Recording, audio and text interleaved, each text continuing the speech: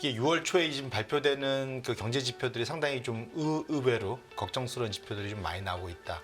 특히 전 세계의 경제 지금 성장 엔진은 미국인데 네. 미국에서 약간 파열음이 나오는 거 아니냐. 혹시 경착륙 될 수도 있는 거 아니냐. 이런 게 걱정이 나타나기 시작했다고요. 이게 이제 ISM 제조 지표인데 기본적으로 구리 가격 빠지고 원유, 유가 빠지고 그다음에 금리 빠지고 이 모든 게 결국 경기 침체에 대한 그런 둔화 이런 것에 대한 우려를 나타냈고 결국은 ISM 제조 지표가 불러온 제가 보기에는 약간 이제 침체에 대한 망령 이런 것들이 이번 주에 좀 발표가 돼 있기 때문에 이런 것들에 대해서는 우리가 좀 집중적으로 경계심을 가질 필요가 있겠다 이렇게 말씀드립니다.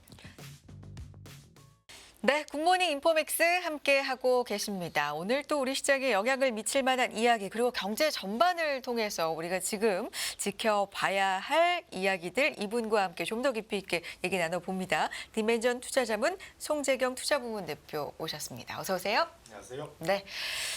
최근에 이제 경제 지표가 많이 나오고 있고 여러 가지로 해석되는 측면이 또 있는 국면인 것 같아서요. 오늘은 경제 지표에 대해서 좀 말씀을 집중적으로 들어보겠습니다. 어떤 얘기로 시작해 볼까요? 이게 이제 6월 달 시작하면서 상당히 희망찬. 네. 예, 5월 달에 이제 혹시 우리나라만 좀 소외됐죠. 예, 세린 네. 메이가 저주에 걸렸다고 해야 될까요? 뭐 그런데 어쨌든 6월 달 잘 시작을 했는데 이게 6월 초에 지금 발표되는 그 경제 지표들이 상당히 좀 의외로 걱정스러운 지표들이 좀 많이 나오고 있다. 특히 전 세계의 경제 지금 성장 엔진은 미국인데 네. 미국에서 약간 파열음이 나오는 거 아니냐 이런 걱정 때문에 오늘 좀 자료를 갖고 와봤고요. 네. 지난 이틀 동안 시장을 보면은 확실히 연초 지금까지는 무착륙이냐 영착륙이냐 그러니까 경착륙은 아예 제껴놓고 무착륙 계속 가느냐 아니면 자연스럽게 물가만 떨어지면서 연착륙 가느냐 이런 그 고민 행복한 고민을 하고 있었는데 네. 이번 주 들어와서 최근 이틀 동안은 확실히 이게 혹시 경착륙 될 수도 있는 거 아니냐 이제 무착륙은 건너갔고 이런 게 걱정이 나타나기 시작했던 거죠. 이게 이제 ISM 제조 지표인데 결론적으로는 지난 주말 이틀 동안의 시장을 보면 기본적으로 구리 가격 빠지고 원유, 유가 빠지고 그다음에 금리 빠지고 이 모든 게 결국 경기 침체에 대한 그런 둔화 이런 것에 대한 우려를 나타냈고 어제 미국의 업종만 놓고 봐도 오른 것은 필수 소비재하고 부동산 금리 네. 빠지다 보니까 요 두 가지만 오르고 나머지 중에 많이 빠진 게 에너지하고 소재가 빠졌단 말이죠. 네. 결론적으로는 적어도 시장의 그 투자 심리 또 시장을 받아들이는 것은 이제는 행복감에서 일부 이제 우려를 본격적으로 좀 반영한 거 아닌가 이런 걱정을 하게 됐습니다. ISM 제조업과 서비스 그러면 지금 어떤 국면에 있는 건지 숫자로 한번 볼까요? 예, 지금 네. 차트가 열려 있는데 기본적으로는 지금 다 수축 국면으로 다 들어갔다는 거죠. 네. 예상과 달리. 그런데 제조업은 사실은 지난 한 1년 반, 2년간 수축 국면에 계속 있었기 때문에 그렇게까지 걱정은 아니었는데 기본적으로는 어쨌거나 예상보다는 더 빠져서 다시 다운턴으로 들어갔다는 게 이제 첫 번째 걱정이고요. 잘 버텨왔던 서비스 붉은색 선입니다. 네. 이 붉은색 선이 상당히 50 이상 이건 확장 국면이죠. 잘 버티고 있다가 이것 자체가 끌어져 내려오면서 이제 둘 다 서비스든 제조업이든 둘 다가 수축 국면으로 들어가 있다는 것이 좀 걱정스러운 상황이 됐다라는 거고요. 이것이 방향 잡고 본격적으로 아래로 내려가면 과거에 공식적인 이제 침체 구간이었던 이 분홍색 그런 막대 그래프가 있는 그 영역들처럼 이렇게 많이 빠지게 된다면 이제 결국은 침체가 나타나는 그런 상황이 되는 거거든요. 그래서 결국은 ISM 제조업 지표가 불러온 제가 보기에는 약간 이제 침체에 대한 망령 이런 것들이 이번 주에 좀 발표가 돼 있기 때문에 이런 것들에 대해서는 우리가 좀 집중적으로 경계심을 가질 필요가 있겠다 이렇게 말씀드립니다. 지금 붉은색이 한창 꼭지점이 굉장히 높을 때 보면은 2022년쯤 네, 초반에. 여기인데 네. 사실 이 서비스 업종이 서비스업이 인플레이션을 굉장히 떨어뜨리지 않게 만든 요인이다라는 걱정이 많았던 때도 있었는데 지금 같은 경우는 오히려 경기 쪽을 걱정해야 될 수준까지 내려온 거군요. 맞습니다. 네. 지금 원래 연착륙 시나리오는 네. 경기는 유지되면서 물가만 떨어지는 요게 이제 골디락스였는데 지금은 이제 몽땅 다 와르르 느낌. 왜냐하면 지난주에 그 실질 소비 지출이 예상과 다르게 4월 달이 마이너스 같고 1, 4분기 미국의 GDP 수정치가 1.6에서 1.3으로 떨어지고 소비도 2.5에서 2로 떨어지고 이게 기본적으로 보니까 생각만큼 소비가 센 게 아니네 이런 걱정들. 결국은 소비가 약화되면서 이것이 시차를 두고 제조업체나 서비스의 그러한 향후가 확장 국면에서 수축 국면으로 간다는 것이 이게 약간 다 연결이 되는 거잖아요. 그러니까 따로따로 놀면 일시적인 거야 할 수가 있는데 다 같이 지금 동반해서 한 방향으로 내려오고 있기 때문에 걱정이 좀 커진 거다 이렇게 보셔야 될 것 같습니다. 제조업 지표 세부적으로도 이 신규 주문 그리고 재고 요 지표 요 숫자를 좀 볼 필요가 있을 것 같은데 어떤 상황입니까? 맞습니다. 네. 이게 기본적으로 앞으로 장사가 잘 될 거면 우리 주문도 많이 해서 미리미리 재고를 쌓아놔야 되죠. 앞으로 잘 팔 일이 나갈 거니까. 그때 주문하면은 늦잖아요. 그래서 신규 주문이 아까 봤던 우리 ISM 종합 지수의 선행 역할을 하는 건데 이것이 지난 2022년 9월 이후로 가장 낙폭이 컸어요. 3.7포인트 빠지면서 신규 주문이 45.4 이게 하늘색 선인데 급락을 해서 재고도 지금 여전히 소위 수축 국면인데 그걸 뚫고 내려왔다는 거죠. 이거는 앞으로 우리는 소비가 잘 안 될 거니까 주문을 줄여서 있는 재고나 잘 팔 거야 이렇게 해석이 될 수 있는 거거든요. 결론적으로는 내용상으로 놓고 봐도 앞으로의 방향성 자체가 추가적인 수축 국면으로 다운턴으로 내려가는 것에 우려를 자아내게 하는 그러한 내부 지표들. 그래서 이번에는 전체 헤드라인은 뭐 48점 몇 그래서 뭐 그렇게까지 떨어지지 않았다. 종합은 그렇게 보지만 내용을 보면 앞으로가 더 내려갈 수 있겠구나라는 걱정이 나타나는 게 이 신규 주문의 급락 포인트다 이렇게 보셔야 될 것 같습니다. 그리고 애틀랜타 연은이 발표하는 이 GDP 예상치 이것도 좀 큰 폭으로 내려와서 미국 경제 GDP 상당히 놀라운 수준을 계속해서 좀 유지를 해왔는데 이것마저도 좀 흔들리나라는 전망들도 있습니다. 이게 딱 용두삼이 우리말에 그렇죠?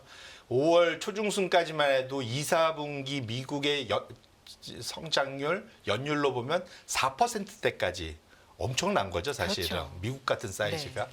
그 4% 성장을 예측을 했는데 이게 애틀랜타 연은이 주요한 경제 지표가 들어올 때마다 업데이트해서 신규 예상치를 내놓는데 차트를 보시면 녹색 선입니다. 지금 급락을 해서 이게 월요일 날 2.7이었고 지난 주말이 3.4였거든요. 네. 3.4, 2.7 불과 이틀 만에 1.8까지 떨어졌습니다.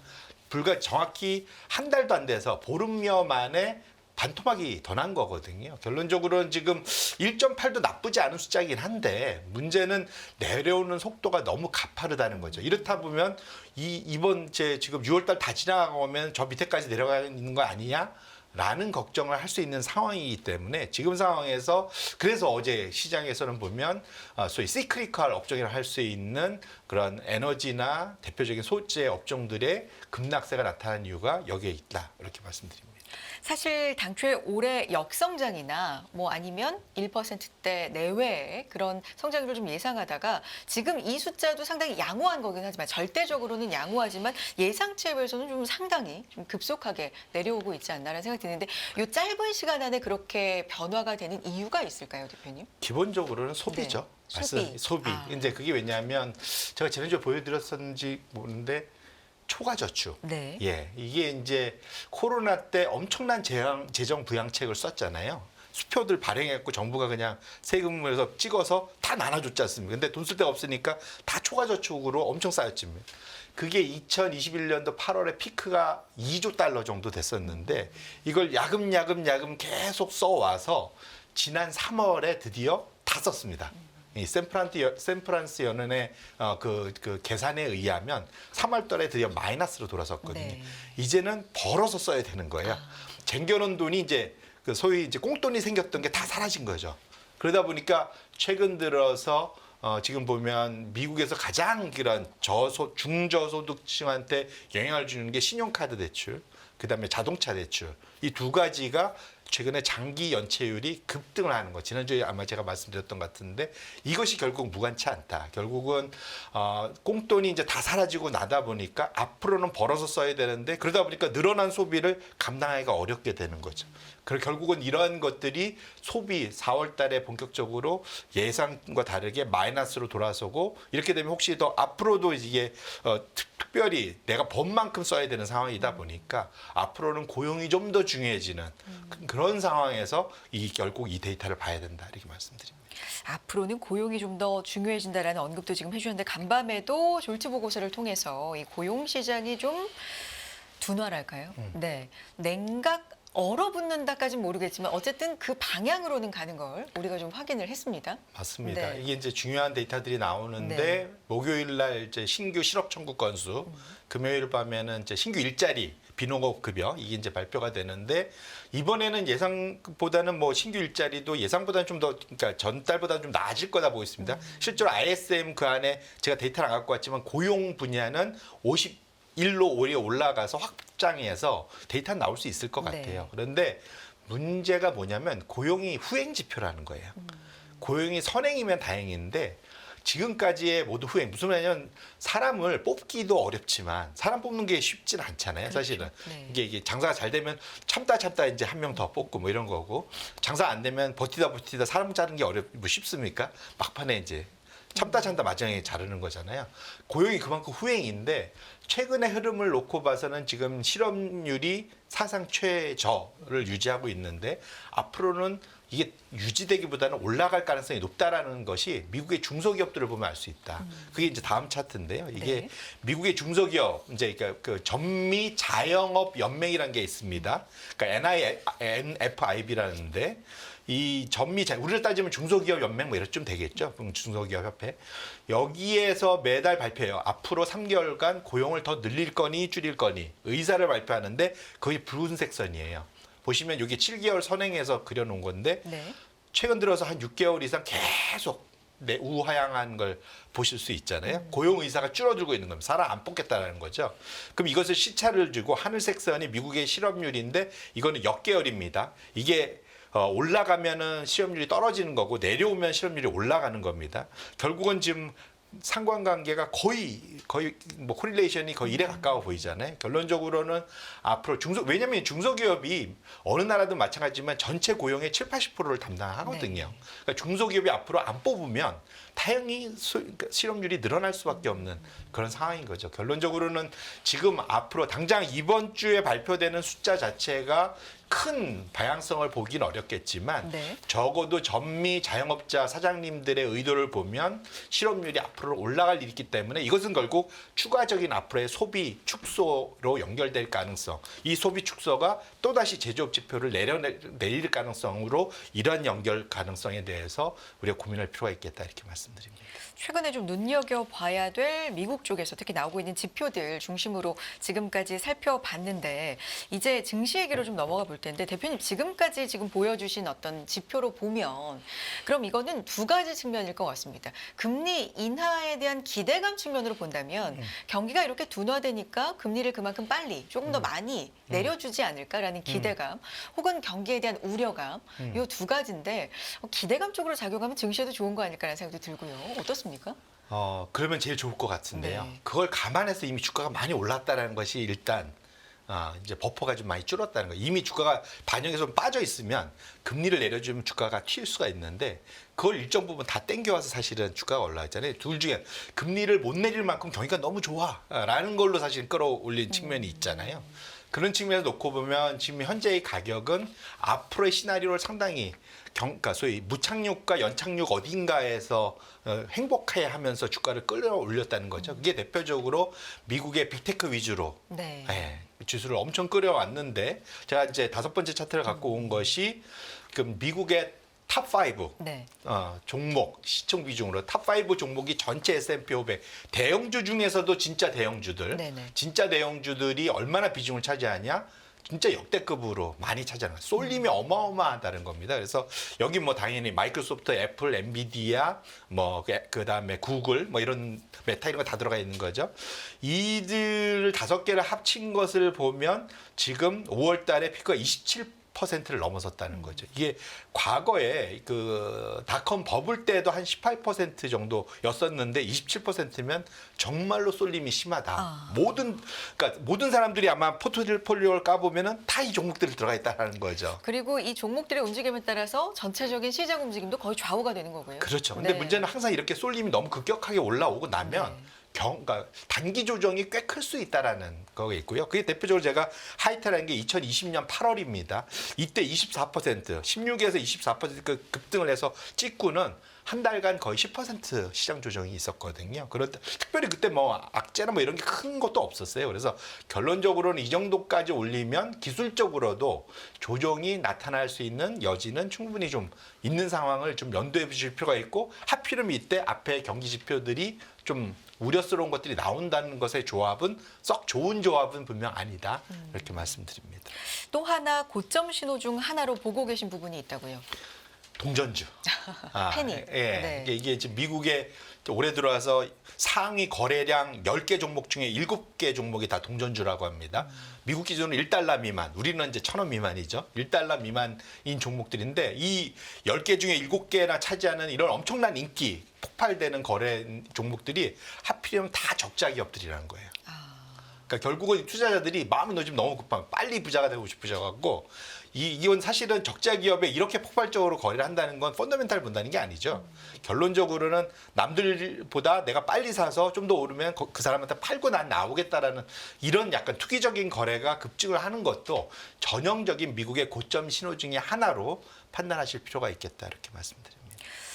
페니스탁의 거래가 비중이 는다, 거래 비중이 는다라는 건 전반적인 주식이 그만큼 화랑이다라는 거의 신호일 수도 있지만 문제는 적자 기업이 그중에 대부분이다라는 것 또한 좀 신호로 봐야 된다라는 말씀이신데, 지수 급락 방어 비용이 가장 높다라는 건 또 어떤 얘기일까요? 급락 방어? 예. 네. 이게 뭐냐면 우리가 포트폴리오를 꽉꽉 채워서 가는데 네. 좀 불안할 수 있잖아요. 그렇죠. 그러면은 내가 필요할 때 확 팔았으면 좋겠는데 이거는 사고 팔고 비용도 크고 혹시 내 예상보다 올라가면 또 문제가 되잖아요. 이럴 때 쓰는 게 보통 약간 이제 복권 비슷하게 그러니까 소위 옵션, 풋 옵션을 미리 사놓는 거죠. 10% 정도 빠졌을 때 내가 이걸 방어할 수 있는 거를 옵션으로 매칭을 하면 그 만기 때까지 안 빠지면 그 정도 옵션 비용만 버리고 뭐 일종의 해지로. 네, 그렇죠. 네. 해지 비용이라고 보시면 네. 되는 거죠. 이것이 작년 한 10월에 가장 폭등했었던 작년 10월 기억하시겠지만 8월부터 10월까지 미국이 한 10% 이상은 급락을 했었잖아요. 결론적으로는 지금은 주가가 올라간 상태에서도 최근 한 달 사이에 이 해지 비용이 급등을 했다는 거는 마냥 행복감에만 젖어 있던 투자자들 중에 일부는 드디어 10% 이상의 그러한 조정에 대해서 대비를 하는 분들이 늘다 보니까 해지 비용이 급등을 한 것이다. 그런 것도 일종의 앞으로의 해지의 그러니까 조정에 대한 가능성에 대해서도 우리가 일부 염두에 둘 필요 있겠다 말씀드립니다. 지금 고점 상태가 조금 더 고점을 높이면서 더 갈 수도 있고요. 사실 시장이라는 게 모르는 거 아니겠습니까? 맞습니다. 말씀하신 것처럼 좀 불안한 부분 때문에 조정을 좀 받을 수도 있고, 그 단기적으로 봤을 때 가장 중요한 변곡점, 가장 빨리 올 수 있는 시기 어느 지점이라고 보세요? 지금 사실 6, 7월 정도가 어찌 보면 6, 7, 8월이 제일 그런 기간이에요. 과거에 계절적으로. 여름. 네, 네. 여름 때가 그래서 지금 보통 좋게 보는 분들은 횡보, 여기서 우상향을 보는 분들은 이제 미국에서 많이 줄어든 것 같고 지금 요거 3개월 정도가 어떤 식으로 가느냐가 되게 중요할 것 같아요. 이제 다만 여기에서 이걸 위로 튀게 할 수가 있다는 결국 미국 기업들의 자사주 것 같아요. 그냥 지난 20년간 미국 시장을 가장 많이 산 매수 주체로 1위는 기업입니다. 자기 주식 다 사들인 거거든요. 근데 지금 2, 4분기에 지난 10여 년 가까이에서 가장 네 번째로 많은 자사주 매입 발표가 됐거든요. 수급은 그래도 다행히 방어할 수 있는 수급은 차 있다는 측면에서 좀 다행스럽긴 한데, 다만 우려는 그런 기업들도 돈을 벌어야 자사주 살 거지 않습니까? 앞으로의 이익에 가장 큰 영향을 미친 건 미국의 소비고, 소비가 지금 둔화되면서 ISM 제조업 지표가 경고 신호를 보인다는 것 자체가 이것이 마냥 자사주 소각이 계속 있을 수 있느냐에 대해서도 일종의 경고 신호이 분명히 있는 것만은 분명하다. 앞으로도 결국은 소비를 제일 열심히 우리 쳐다봐야 되겠다 이렇게 말씀드립니다. 결국에는 소비 부분을 좀 봐야 된다라는 얘기고, 오늘 중요한 뉴스로 그렇게 다루진 않았습니다만 구글의 클라우드 부문도 최소 100명 이상 감원 소식이 사실 간밤에 있었고요. 마이크로소프트 같은 경우도 애저 부분에서 AI에 이제 집중하기 위해서 수백 명의 직원 감원 얘기가 좀 있긴 했는데, 이런 감원 쪽도 좀 점점 시장에 영향을 미칠까요? 어떻게 맞습니다. 보십니까? 사실은 작년에 말씀 주신 네. 그 두 기업 포함해서 메타가 네. 제일 셌죠. 대기업 빅테크들이 감원이 엄청 났었거든요. 네. 그것 때문에 올해 사실은 이익이 잘 나는 것도 있었어요.